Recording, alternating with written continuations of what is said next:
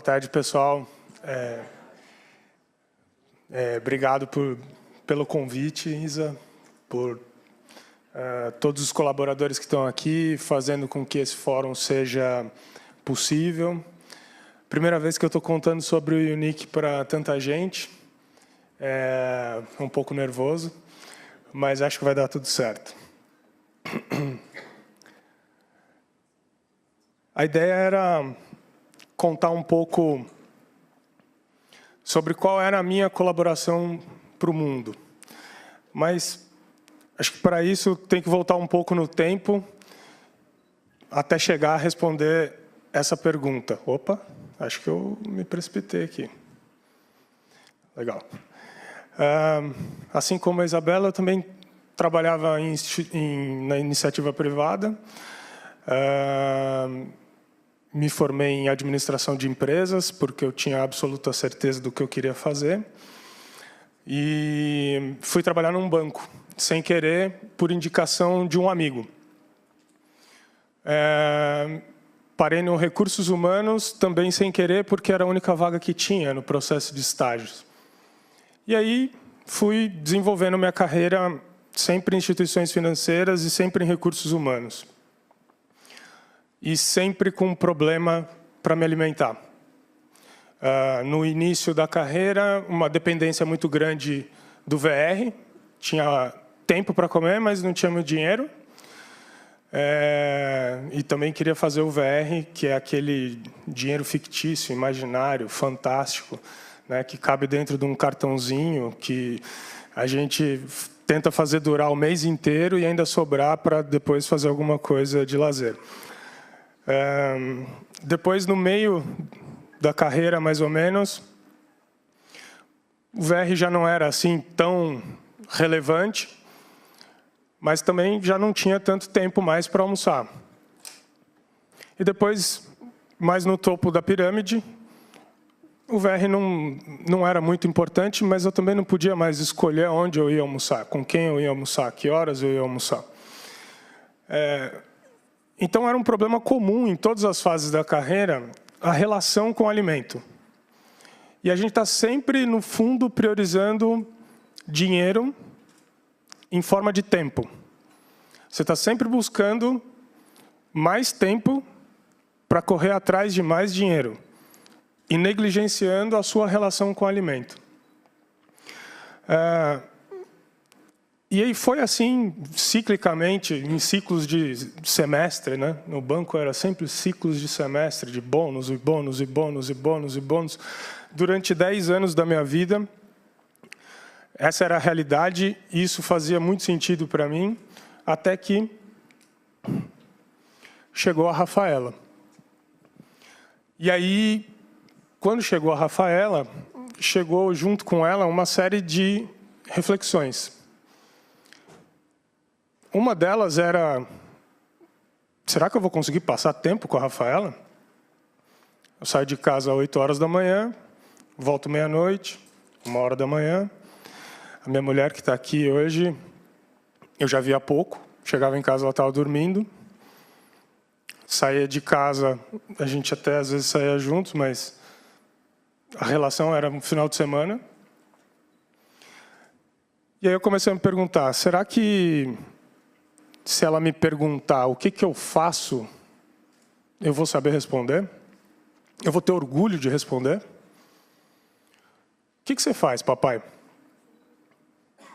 E aí aquilo começou a incomodar.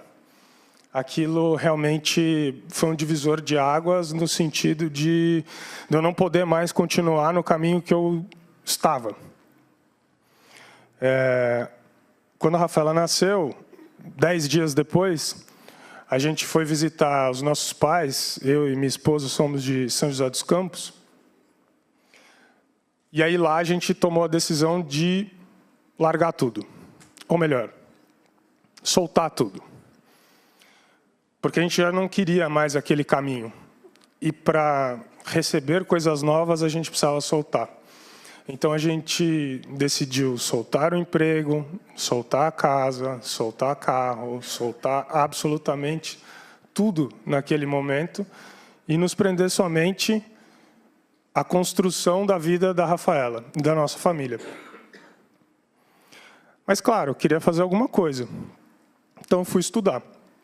A gente resolveu ficar em São José, naquele mesmo final de semana, e eu fui estudar por lá. Junto com o estudo, eu ficava refletindo, ok, não trabalhar em banco é bastante importante saber, né? Saber o que não fazer é tão importante quanto saber o que fazer. Mas ficava então a pergunta, o que eu vou fazer? Qual é o meu propósito? E o tempo foi passando. Eu estava fazendo um MBA, e aí, um dia, me veio na memória uma experiência de turismo que eu tinha tido. Num lugar em Londres, que tinha uma dinâmica de alimentação no formato grab and go, para você pegar e levar. As coisas estavam prontas, à disposição, com uma cara fresca, para você simplesmente pegar, passar no caixa, ou consumir imediatamente, ou levar. E aí eu pensei, pô, interessante, verdade, tinha aquele lugar. Mas isso me veio na cabeça enquanto eu estava vendo algo sobre orgânicos. Eu falei, pô, seria muito legal se a gente pudesse, então, pegar essa iniciativa que foca no cuidado com a terra, na origem daquilo que a gente ingere, na gestão das relações entre as pessoas que cuidam daquilo que a gente ingere, e colocasse nesse formato. Aquilo resolveria o meu problema durante 10 anos. Num ticket adequado, rápido, fresco, com relações justas. Nossa, seria ótimo fazer aquilo. Então, nascia ali o Unique. Quer dizer, o Unique nasceu depois de 2 anos e 2 meses de pesquisa, viagem, estruturação de plano de negócios, conversas com fornecedores, nãos, diversos nãos. Você não vai conseguir, você não vai fazer, não é assim, não vai dar, desse jeito não vai rolar, etc, que talvez seja a história de meus colegas aqui da frente, alguns da plateia com certeza também. Mas 2 anos e 2 meses com a crença inabalável de que aquilo ia acontecer. Em algum momento ia acontecer. E também ouvindo sempre, e aí, como é que está lá? Já abriu? Ah, não, então, a gente está estruturando, fazendo conta. Ah, tá. Aí encontrava outra pessoa, e aí, já passou 6 meses, já abriu? Não, então, agora a gente está desenhando a marca. Ah, tá. E às vezes dentro de casa é isso, né? Pai, mãe, afinal de contas, tinha emprego dos sonhos. E de repente você está acampado na casa da sua sogra, com um filho pequeno, e etc, para buscar o seu propósito de vida. Esse cara pirou, né? Só pode. Mas depois de 2 anos, a gente, enfim... Para nós, ser saudável é cuidar da relação entre alimento, corpo, sociedade e meio ambiente. É por isso que trabalhamos o máximo possível com insumos orgânicos provenientes de pequenos produtores, livres de fertilizantes e agrotóxicos, do produtor orgânico para a nossa cozinha. Assim que os ingredientes chegam, o time Unique coloca a mão na massa e prepara tudo que vai para as nossas estantes. Seja na pressa de um almoço, em uma reunião de trabalho ou mesmo no momento tranquilo, você vai perceber que estamos sempre prontos para valorizar seu tempo de forma saudável. Agregamos valor ao seu dia, fortalecemos as relações com o campo e cuidamos do meio ambiente. E tudo para reforçar ainda mais a nossa certeza de ser sempre possível consumir de forma mais consciente. Seja o movimento conosco. Nós somos Unique.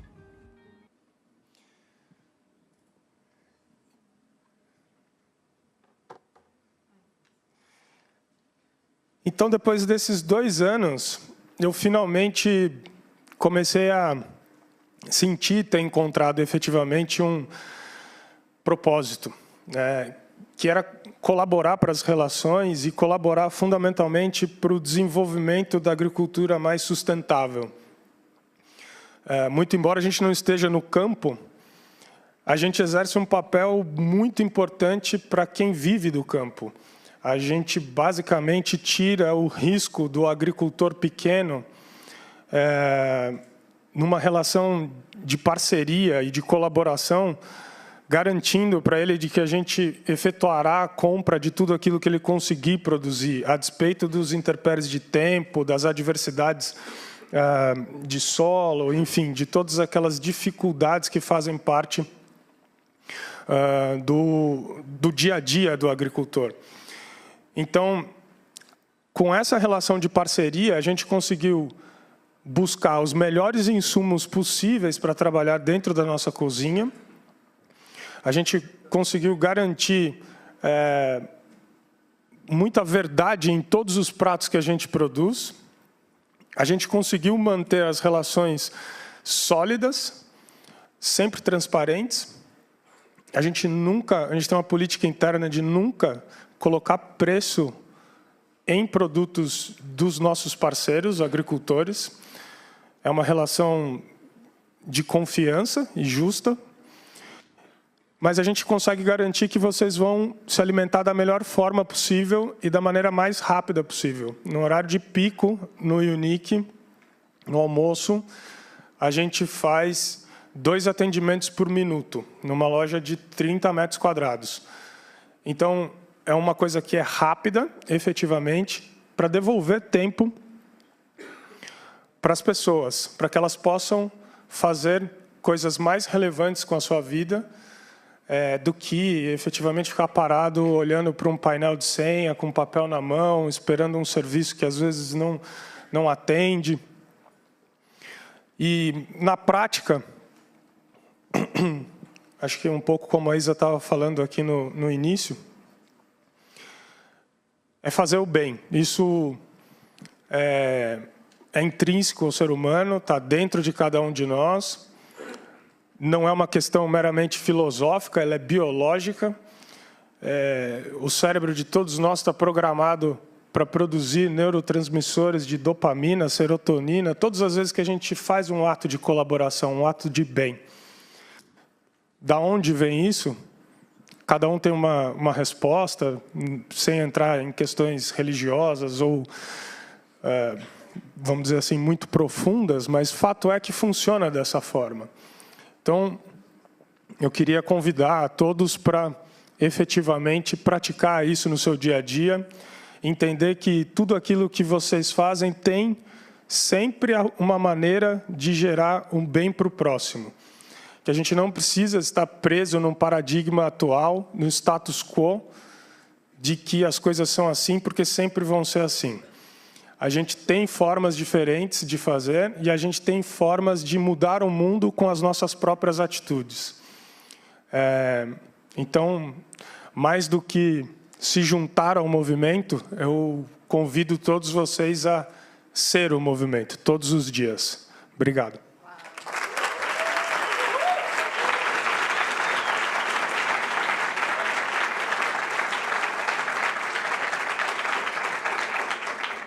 Ter o movimento é bonito demais. Ele não é inspirador, gente? E aí, vamos para uma pergunta da plateia? Uma minha só, porque senão não dá tempo. Falar com todo mundo. Ah lá, alguém... Essa aqui levantou a mão antes. O negócio tem que ser... Pá. Ali, levanta a mão. Eu? Isso. Mas aí, na sequência do coffee break, Sidney conversa com todo mundo. Vá. Olá, tudo bem? Oi. Parabéns pelo seu projeto. Obrigado. Eu queria saber por que comida?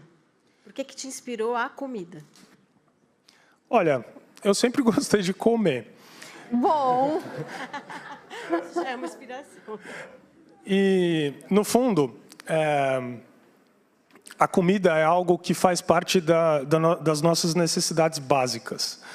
Então, para todo mundo que está trabalhando fundamentalmente, que acaba sendo o nosso público-alvo majoritário, mas para todo mundo vai precisar comer em algum momento. E a comida é algo também muito sociável, né? Então, no horário de almoço, vocês podem reparar, dificilmente as pessoas saem para almoçar sozinhas se elas não tiverem um determinado compromisso ou um propósito. Elas sempre estão com mais um, mais dois, enfim, com grupos de pessoas. Então, acaba sendo um momento também de lazer, um momento de descompressão, um momento de, aqui no Brasil, na nossa cultura, até um pouco religioso, né? Assim, não, essa minha 1 hora de almoço, eu vou usar ela inteirinha e não importa, ninguém tasca. Diferente de outras culturas até, mas entre 11h30 da manhã e 2h30 da tarde, todo mundo vai precisar comer. Então, a comida foi a forma como a inspiração veio para endereçar algo que pudesse realmente transformar e mudar as coisas. A gente não tinha muito hábito de querer saber de onde vem o alimento, o que eu estou comendo. Muitas vezes você nem presta atenção no que está comendo, qual o cheiro, qual o gosto, qual a textura, com quem você está. Hoje até as pessoas ficam no celular, você almoça na frente de uma pessoa, o cara está no celular na sua frente, você está ali e fala... Oh. Então, o alimento serviu para isso, para unir um pouco as pessoas e mudar a relação que a gente tinha com a origem das coisas. Implantar o questionamento, de onde vem o que eu estou comendo? Que é muito do que a gente gosta de responder todo dia. Obrigada.